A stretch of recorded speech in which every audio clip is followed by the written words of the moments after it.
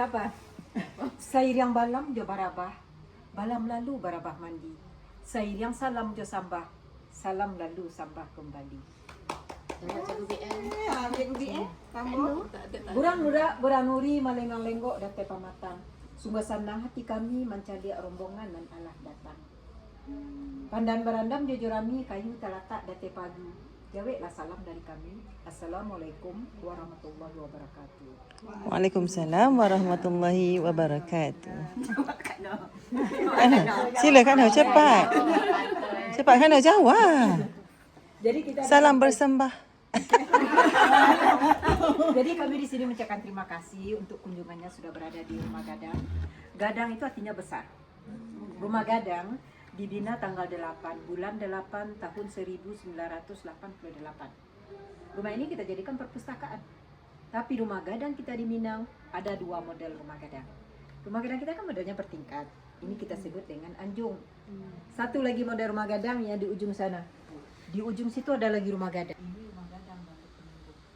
Kalau Rumah Gadangnya rata, itu Rumah Gadang baru perpati. Jadi kita di Minang ini pakai 2. Ada temenggung pakai, ada perpati juga pakai. Ada temenggung dia sistem pemerintahan otokrasi. Dalam rumah adat perpati dia lebih demokrasi. Kenapa 2 sistem ini ada di Minangkabau? Ibu dan adik-adik pernah ke Istana Semenanti di Negeri Sembilan. Di situ kan ada replika batu batikam.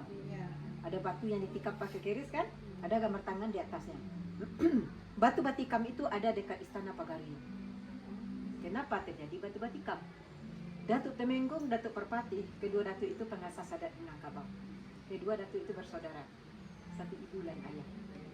Datuk Temenggung, ayahnya seorang raja. Jadi waktu dia kecil ayahnya meninggal. Kerajaan kalau dijalankan oleh ibu Datuk Temenggung, terlalu lemah seorang perempuan jalankan satu kerajaan. Maka disarankan supaya ibu Datuk Temenggung itu menikah lagi. Menikahlah dengan Perdana Menteri. Lahirlah Datuk Perpati. Karena Datuk Temenggung itu keturunan raja, dia ingin jalankan pemerintah di Minangkabau ini secara otokrasi. Datuk Perpati tak mau. Dia bukan keturunan raja, dia ingin jalankan secara demokrasi. Kedua datuk itu mempertahankan prinsipnya.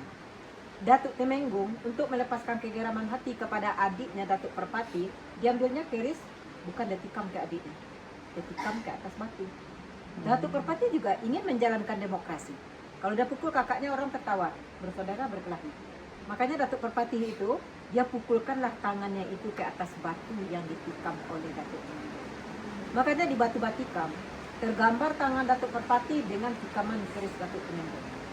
Otokrasi tetap jalan, demokrasi tetap jalan, tapi tak pernah terjadi kegaduhan. Itu simboliknya. Simboliknya ke batu dia pakai. Batu batikam tu di Negeri Sembilan lah. Dia kan di Negeri Sembilan kan replikanya saja kan. Yang originnya tu dekat di sini. Oh, Di nama dekat tempat tu Istana Batu Pagariung. Batikam lah. Bukan nama tempatnya di dekat di Batu Sangkar. Tapi Oh. batunya itu yang bernama Batu Batikam karena batunya ditikam pakai keris saja. Di Istana Pagaruyung. Ya, tapi tak dekat terlalu dekat, agak jauh sedikit, tapi di Batu Sangkar dekat istana. Istana Pagaruyung lah. Jadi ada apa? Keduanya pakai adat Temenggung, pakai adat Perpati. Perbedaan adat Temenggung dengan Perpati cuma dalam pemberian gelar. Dalam rumah adat Temenggung, kalau meninggal datuk itu pimpinan itu akan digantikan oleh anak buah kandung. Tapi rumah adat Perpati karena lebih demokrasi, pilih dulu. Siapa dalam satu suku itu anak buah yang bisa jadikan jadi datuk, itu saja perbedaan. Kehidupan dalam rumah gadang, satu bilik di Rumah Gadang dihuni untuk satu keluarga. Banyak keluarga yang tinggal di Rumah Gadang. Seperti rumah ini, ruangan ada 9, berarti bilik ada 8. Karena ruangan ke tengah itu jalan ke dapur. Kawasan satu keluarga itu di depan bilik sampai ke depan batas dengan tiang. Misalnya keluarga ini menerima tamu, datang iparnya bertamu. Keluarga yang ini tidak boleh menjamu tamu di sebelah situ. Jamu tamu di kawasan kita saja. Kita lihat ukuran biliknya kan tak besar kecil kan? Yang dalam bilik itu cuma ayah, ibu dan anak yang usia di bawah 5 tahun. Anak lelaki di Minangkabau dulu umur 10 tahun. Dia tak tidur di Rumah Gadang. Anak laki-laki itu tidur di surau. Di surau anak laki-laki belajar agama, belajar adat, belajar silat. Dia ke Rumah Gadang cuma untuk makan, tukar pakaian. Siang dia bantu orang tua ke sawah, malam dia tidur di surau. Ya kenapa anak laki belajar di surau dulu? Karena sekolah belum sampai ke kampung-kampung. Supaya kaum jangan bodoh di surau kan. tiap suku atau kaum punya surau, pengawasan anak lelaki tetap dari rumah gadang dan diawasi oleh kaumnya sendiri. Tapi kalau anak darah dapat bilik, jangan mungkin sebelah situ. Anjung itu ditutup dikasih tirai. Semua anak darah yang tinggal di rumah gadang itu di situ. Di situlah aktivitas anak darah itu menyulam ke atas sana.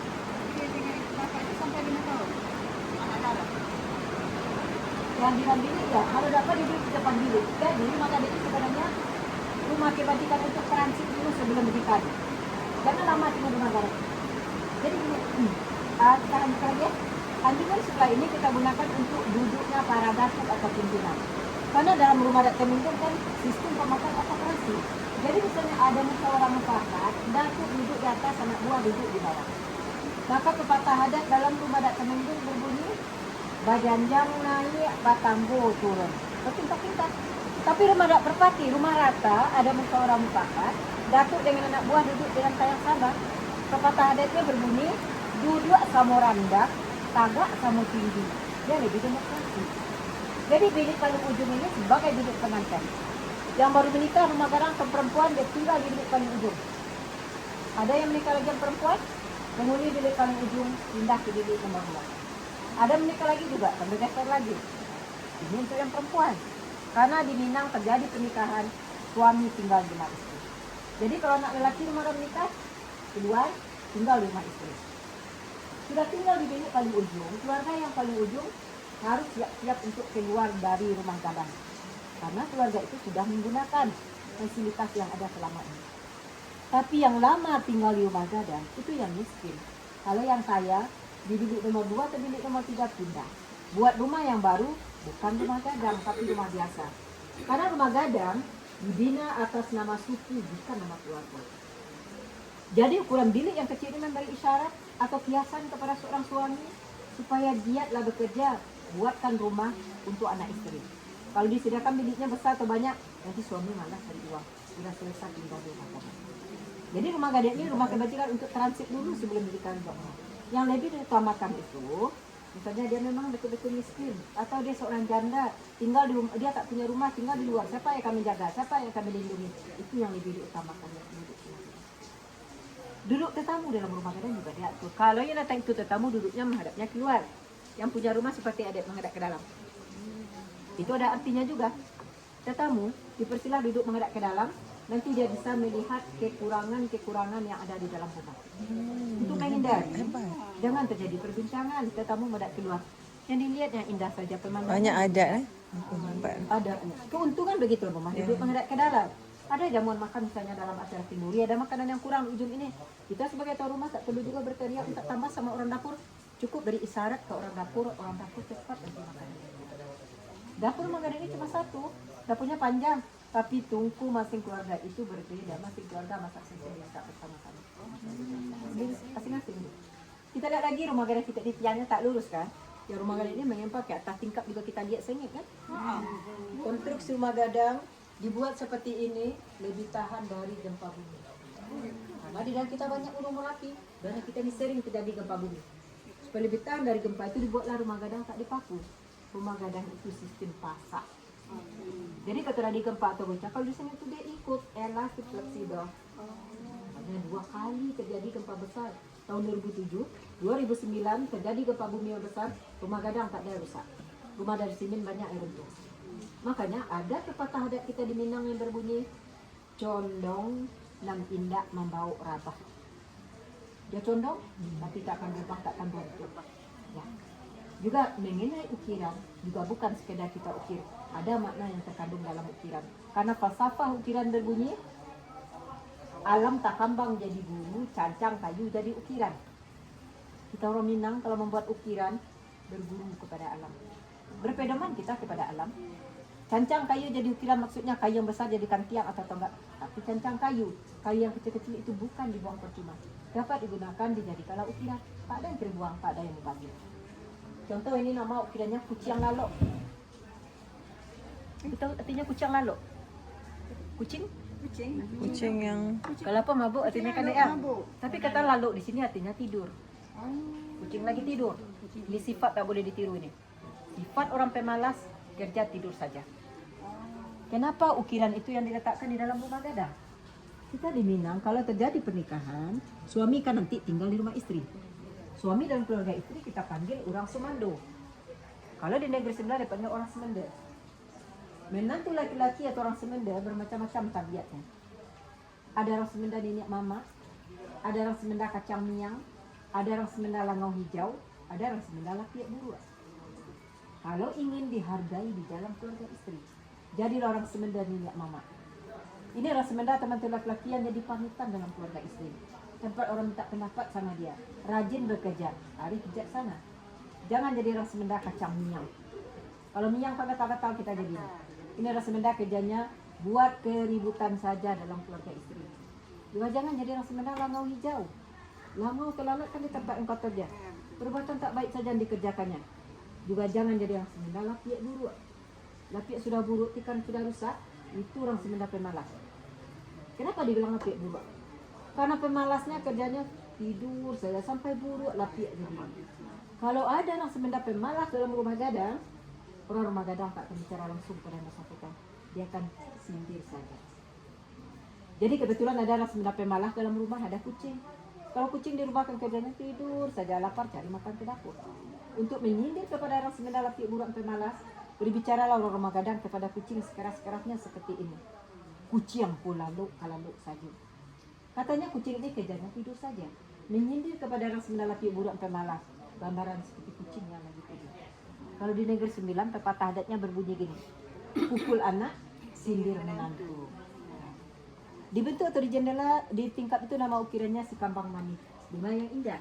Melambangkan sikap keramah tamahan orang Minangkabau dalam menyambut tamu. Ada lagi nama ukiran itu itiak pulang patang.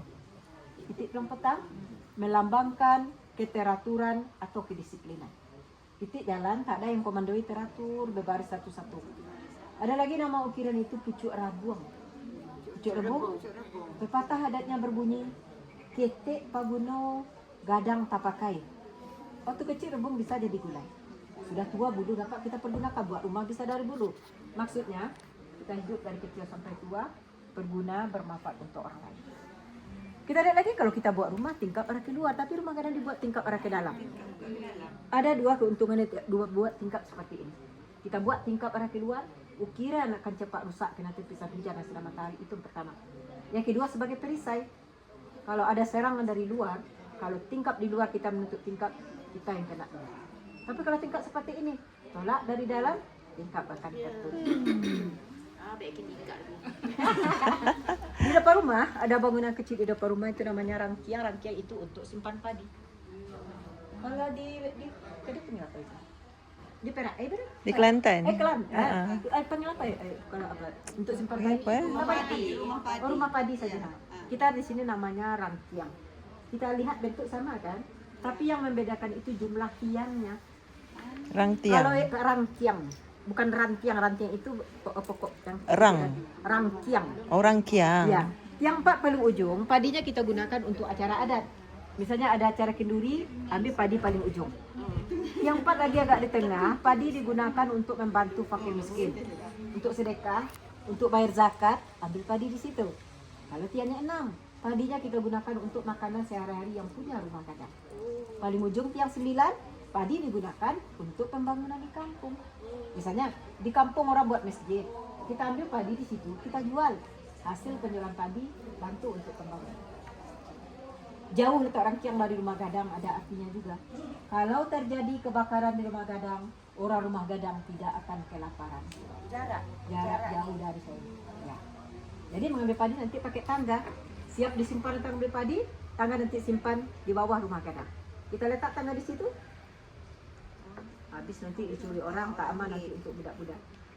Juga kan banyak jadi pertanyaan bagi kita orang Minang, bukan tanya kenapa di Minang pembagian harta untuk kita perempuan katanya lebih banyak dari yang laki-laki. Kita di Minang pakai adat Temenggung, pakai adat Perpati, harta dibagi dua. Pertama harta pusaka tinggi, kedua harta pusaka rendah. Yang kita maksud harta pusaka tinggi, harta yang secara turun-temurun dari nenek moyang kita.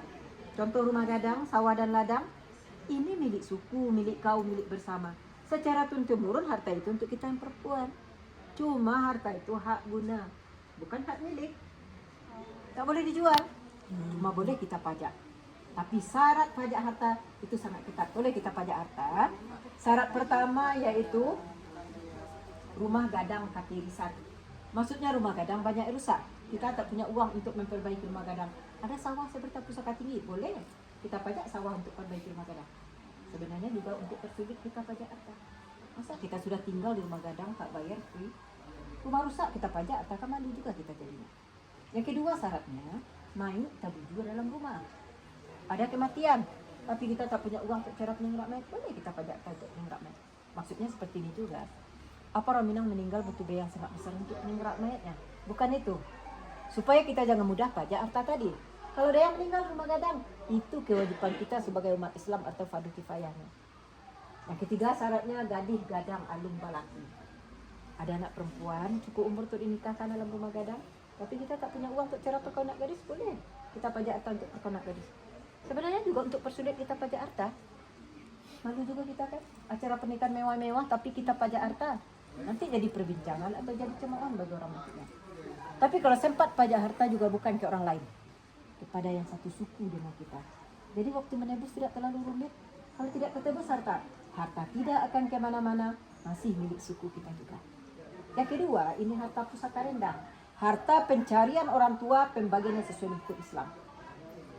Hukum faraid. Anak laki-laki dapat bagian yang lebih banyak dari anak perempuan. Tetapi anak lelaki di Minang, dia tidak terlalu mengharap harta dari orang tua. Kenapa gitu? Lelaki itu sejak dulu diajarkan berdikari. Umur 10 tahun tidur di surau. Dewasa disuruh pergi merantau. Makanya orang Minang itu banyak pergi merantau sampai ke negeri Sembilan, banyak orang Minang. Karena ada pepatah adat yang berbunyi, karatau madang dahulu, babuah babungo balun. Karantau bujang dahulu, di kampung paguno balun. Suruh anak lelaki pergi merantau karena belum mengenal di kampung. Jadi misalnya anak lelaki, dia dapat bagian harta dari orang tua.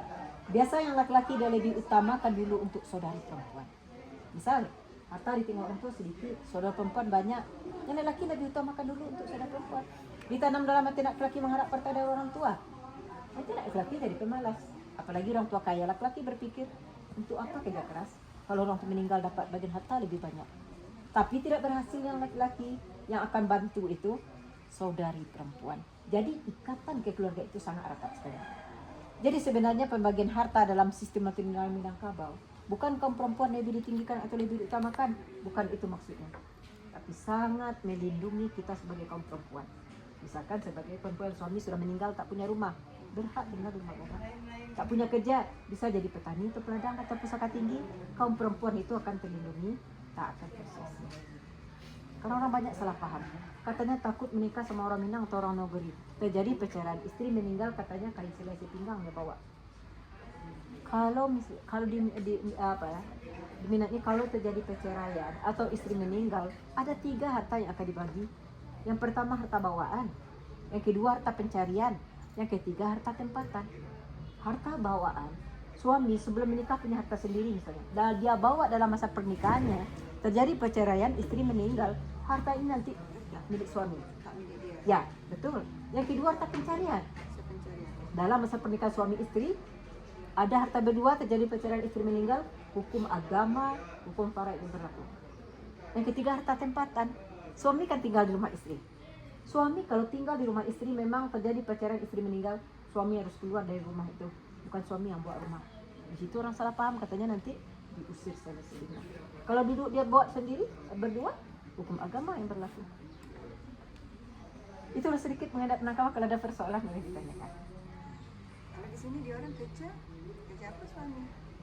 Suami. Makanya dulu ke sawah, cuma ke sawah dan ke ladang. Makanya kalau tetap dia di kampung suami, makanya orang Minang ini suka merantau. Ya, berniaga lah. Makanya kita lihat.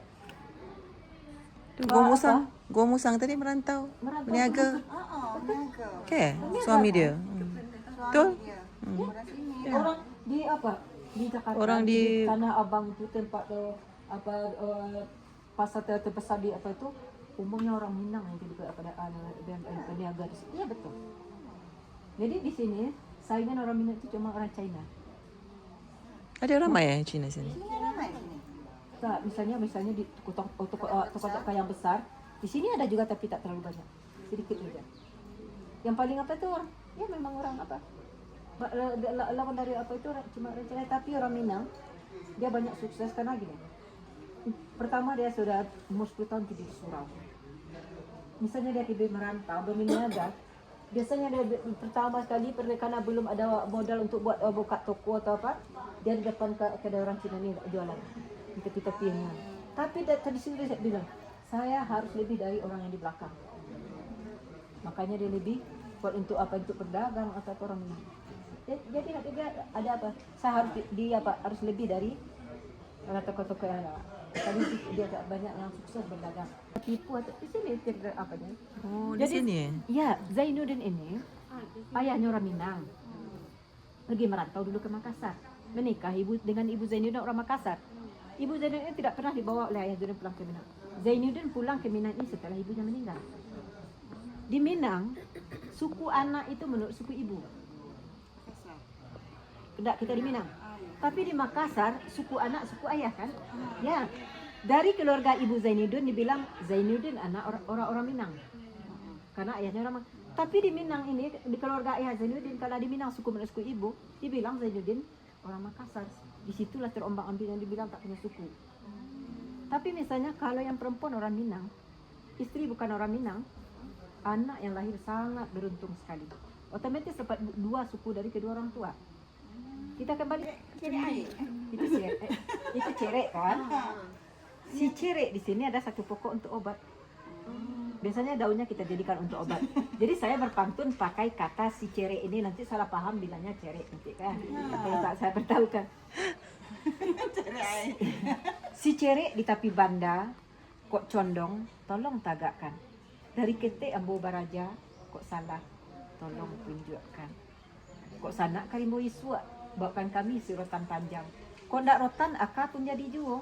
Kok sana kecinta iswa karena ambo di perang panjang, di rumah gadangko kita basuwo. Assalamualaikum warahmatullahi wabarakatuh.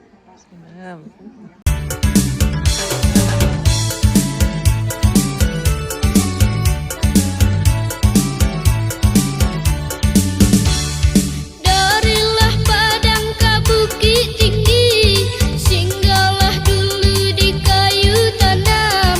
Darilah padang ke bukit tinggi, singgahlah dulu di kayu tanam. Jikolai sampai niat di hati, kadenai bangkit batang terendam. Jikolai sampai niat di hati, kadenai bangkit batang terendam.